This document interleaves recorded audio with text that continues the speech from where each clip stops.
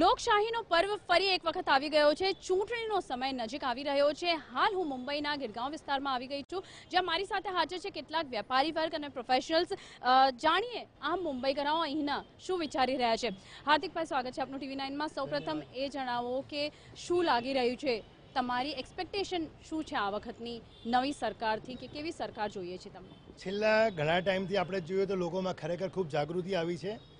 ચાહે મોદી સરકારો હોય ચાહે કોંગ્રેસ સરકારો, આ બંને સરકારની અંદરના કામ જોયા પછી એમ લાગ્યું કે સરકાર કરતાં જો પર્ટિક્યુલર માણસ સારો હોય, આજે એમપીના ઇલેક્શન કોઈ સરસ વ્યક્તિ ઉભો, ચાહે કોઈ પણ પાર્ટીનો હોય, તો એ માણસ બી ધારે તો પોતાનું કામ પોતાના સમાજ માટે, પોતાની જગ્યા માટે યા પોતાના ક્ષેત્ર માટે કરી શકે છે। તો મને એમ લાગે છે કે આપણે કોઈ પાર્ટી ઉપર જઈએ એના કરતાં આપણા એરિયામાં જે વ્યક્તિ ખરેખર સારું કામ કર્યું એવા વ્યક્તિને આપણે જીતીને મોકલશું તો 100% આપણા એરિયાનો વિસ્તારનો સારો એવો વિસ્તાર થશે। અને એ પ્રમાણે જો જોવા જઈએ તો આપણું એક એમ કહીએ કે ખરેખર જો વિકાસ કરવો હોય તો આપણા પાર્ટીને મત જુઓ, પણ એના કરતાં માણસને જુઓ બેટર, કે જે માણસનું ખરેખર ચારિત્ર સારું હોય, જે માણસે ખરેખર સારા કામો કર્યા હોય એવો માણસ જો જીતીને આવશે તો એ આપણા એરિયાનો વિકાસ ધાર્યા કરતાં વધારે સારું કરી બતાવશે। મોદી સરકારના રાજમાં જીએસટી ઇમ્પ્લિમેન્ટ થયું, ડિમોનેટાઇઝેશન થયું, સર્જિકલ સ્ટ્રાઇક થઈ, બહુ બધી વસ્તુઓ થઈ। એક વેપારી તરીકે આપ શું વિચારો છો, તમને વેપારી વર્ગને કેટલો ફાયદો થયો છે? વેપારી ફાયદો તો મીડિયમ માણસને થોડો ઓછો થયો છે, પણ મોદી સાહેબે બહુ સારા કામ કરી રહ્યા છે અને ખરેખર આવતા 5 વર્ષ માટે મોદી સાહેબને લાવવા જ જોઈએ, જે આપણા ઇન્ડિયા માટે બહુ સારું છે। ભવિષ્યમાં કદાચ નાના માણસોને પણ જોશે જ। બસ એ મારું કહેવું છે। જિગ્નેશભાઈ, તમારો શું વિચાર છે?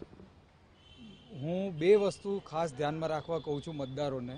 એક કે જ્યાં સુધી પૂરી મેજોરિટીથી કોઈ બી સરકાર નહીં આવે એવાને આપો, જેથી કરીને મેજોરિટી આવશે તો જ એ કઈ દેશમાં કામ કરી શકશે, નહીં તો એ કામ નહીં કરી શકે। અને બીજું ખાસ ધ્યાન રાખો કે જે તમારા એરિયામાંથી અથવા તો સારો માણસ છે એને વોટ આપશો, અને સાથે સાથે સેન્ટ્રલમાં જે આવવાનું છે, જે મેજોરિટી લાવી શકે છે એવી પાર્ટીને વોટ આપો।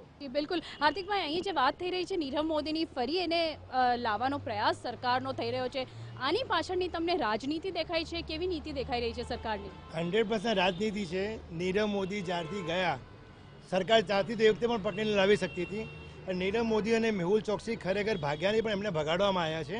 હવે તમે વિચાર કરો કે માનો છો સરકારનો હાથ છે આની પાછળ? 100% સરકારનો હાથ, 100% સરકાર ભાગે જ નહીં એ લોકો। આજે એક નાનકડો માણસ જો થોડું ઘણું બી કરજો જો બેંકનો બાકી હોય તો એની પર બેંકવાળા ચડી જાય છે। એ માણસ ક્યાં બહારગામ નથી જઈ શકતો, જ્યારે તો ફોરેન ભાગી ગયા હતા। પણ તો આ લોકોનો જો બંને નીરવ મોદી અને ઇલેક્શનના ટાઈમે જ એને લાવે તો હું તો કહું દર વર્ષે એકવાર ઇલેક્શન થવું જોઈએ। જેટલા પણ ભાગેલા લોકો છે કમસે કમ પાછા તો ઇન્ડિયામાં આવે। અને આ જે નીરવ મોદી આટલા રૂપિયા જે 11,500 કરોડ જે સરકાર કહી રહી, પણ હું તો કહું છું 20,000 કરોડની ઉપર હશે। જો નીરવ મોદી અને મેહુલ ચોકસી પાછા આવે ને એમની ખરેખર સંપત્તિ જેટલી છે જપ્ત કરવામાં આવે, વિદેશમાં બી જે એમની પાસે બધું જપ્ત કરવામાં આવે, તો 100% આપણા જે પૈસા પીએનબી ગોટાળામાં ફસાય તે બધા જ પાછા આવે અને કંઈક ખરેખર સુકારે થાય એવું દેખાઈ રહ્યું છે। તો અહીં જે લોકોનું કહેવાનું છે, એક જ ખાસ વાત કહેવાની છે કે જો આ વખત ઇલેક્શન્સને લઈને, ચૂંટણીને લઈને નીરવ મોદીને દેશમાં ફરી લાવવાનો સરકાર પ્રયાસ કરી રહી છે, તો દર વખતે ચૂંટણી થવી જોઈએ। આપણી સાથે કેટલાય વેપારીઓ અને હજી પ્રોફેશનલ્સ પણ છે। આપ શું માનો છો, સરકારની જે નીતિ છે, આ નીતિ કેટલી કામ કરશે એમના ફેવરમાં આ ચૂંટણીમાં? આ લોકો લાવશે એટલે જી બરાબર છે ને, આ ટાઈમ પર લઈ આવશે તો ફેવર એને વોટ મળશે જ, ફાયદો થશે જ। તમને એક આમ મુંબઈકર હિસાબે તમને લાગે છે કે મોદી સરકાર જો ફરી આવશે સત્તામાં તો અહીંના વેપારીઓને ફાયદો થશે? વેપારીઓ કરતાં અત્યારે દેશની જરૂર છે। આજે દેશની ઇજ્જત, દેશને સાચવવાની, આજે જે નરેન્દ્ર મોદીને આવ્યા પછી જે પાકિસ્તાન કે જે બીજા દેશો ડરે છે ને આપણી જોડે ઊભા રહે છે, એનો લાભ આપણને મળ્યો છે। અને દેશને આવી વ્યક્તિની જરૂર છે, એમ હું પોતે બી માનું છું। થોડીક તકલીફ પડશે, આજે તો આપણા સૈનિકો બી જાય છે, તો થોડી ધંધામાં તકલીફ ભોગવીને બી દેશ સાથે ઊભા રહેવું છે। જી બિલકુલ, તો તકલીફ થાય છે પણ દેશનો ઓવરઓલ વિકાસ પણ થાય છે, ફાયદો છે દેશને આનાથી। રશ્મિબેન, આપ શું માનો છો, કઈ રીતે આ ચૂંટણીને તમે જુઓ છો? કઈ લક્ષ્ય શું છે આ વખતનું? હું એટલું જ કહીશ કે સરકાર જે પણ આવે, પણ જે પણ સરકાર આવે છે વિકાસની વાતો કરે છે, બધી જ વાતો એ લોકો કરે છે, પણ આખરે શૂન્ય રિઝલ્ટ મળે છે। આજે મિડલ ક્લાસ પોતાની જેબમાં રૂપિયો એનો ભરાતો જ નથી.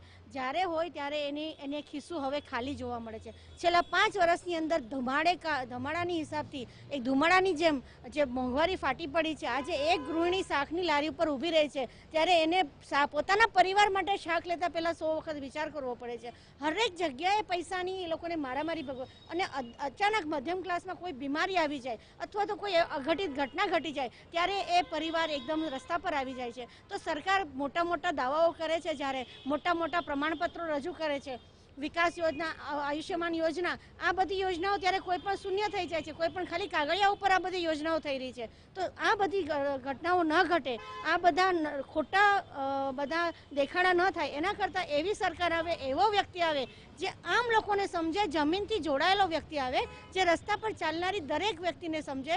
આજે રેલવેની અંદર આટલા બધા એક્સિડન્ટો થાય છે, મોટા મોટા વાયદાઓ રેલવે કરે છે, પણ રોજના 650 થી 800 લોકો ટ્રેન અકસ્માતમાં મરે છે. આજે એનું કોઈ નથી હોતું. અને પછી જ્યારે વ્યક્તિ મરે છે ત્યારે પરિવારને એના માટે કેટલા બધા પુરાવા આપવા પડે છે કે કઈ રીતે મળે. આ બધી સમસ્યાનો અંત એક સારી સરકાર માટે ઈચ્છું છું કે સમજે એવી સરકાર આ વખત આવવી જોઈએ. જો કે મોંઘવારીની ખાસ વાત કરીએ તો ભાજપના સમયે મોંઘવારી વધી છે એવું રશ્મિબેનનું કહેવું છે. જો કે કોંગ્રેસના સમયે પણ મોંઘવારી ખૂબ વધારે વધી હતી. આપને શું લાગે છે કે લોકો, નેતાઓ વાયદા કરે છે ચૂંટણી પહેલાં કે અમને વોટ આપો, પણ ચૂંટણી પછી શું થઈ જાય છે? મોંઘવારી તો ત્યાંની ત્યાં જ રહી છે ઓર વધતી જાય છે.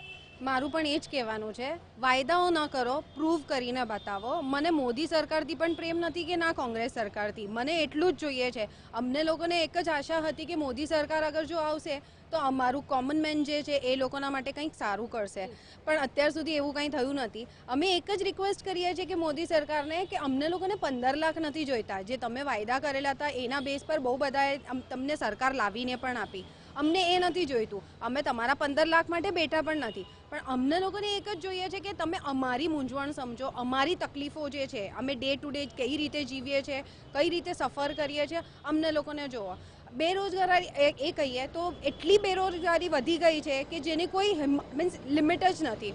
જ્યાં પણ જુઓ માણસો નોકરી માટે જ દોડતા હોય છે, જ્યાં જુઓ ત્યાં સરકારી નોકરી માટે શોધતા હોય છે. હું એક જ વિનંતી કરું છું કે પ્રાઇવેટ સેક્ટરમાં પણ એવી ફેસિલિટી લાવો કે માણસો પ્રાઇવેટ સેક્ટરથી ન ભાગે.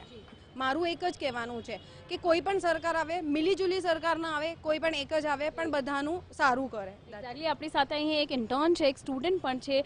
एज अ स्टूडेंट आप क्या मानती हैं ये जो इलेक्शंस है इस बार का कितना इम्पोर्टेंट है और आप कैसी सरकार चाहती हैं? मैं समझती हूँ कि इलेक्शन बहुत इम्पोर्टेंट है और मैं मोदी सरकार का बहुत समर्थन करती हूँ, क्योंकि मुझे ऐसा लगता है कि उन्होंने बहुत अच्छा करा है हमारे देश के लिए, बहुत हित में करा है. बस कुछ डिसीजन जैसे डिमोनेटाइजेशन या जीएसटी थोड़े गलत हो गए, बट इसका ये मतलब नहीं कि हम उन्हें एक और मौका नहीं दे सकते, क्योंकि हम उन पर विश्वास कर सकते, क्योंकि उन्होंने इतने सारे अच्छे काम करे हुए हैं. तो मुझे लगता है कि नरेंद्र मोदी को एक और मौका देना चाहिए. તો અહીં જે રીતે આપણે જોયું, લોકો અલગ અલગ વર્ગના જે લોકો છે તેઓના મિક્સ્ડ રિએક્શન્સ આવી રહ્યા છે. ખાસ કરીને લોકોનું એવું કહેવાનું છે કે કોઈ પણ સરકાર આવે, કોઈ પણ નેતા આવે, પણ આમ જનતા માટે કામ કરે, આમ જનતાના હિત માટે કામ કરે, એવો હોવો જોઈએ આપણો આવનારો નેતા. આવનારી જે સત્તા છે, જે કોઈ પણ સરકારની હોય, આવી હોવી જોઈએ જે આમ લોકો માટે કામ કરે. કેમેરા પર્સન સાઈદતની સાથે નીરુ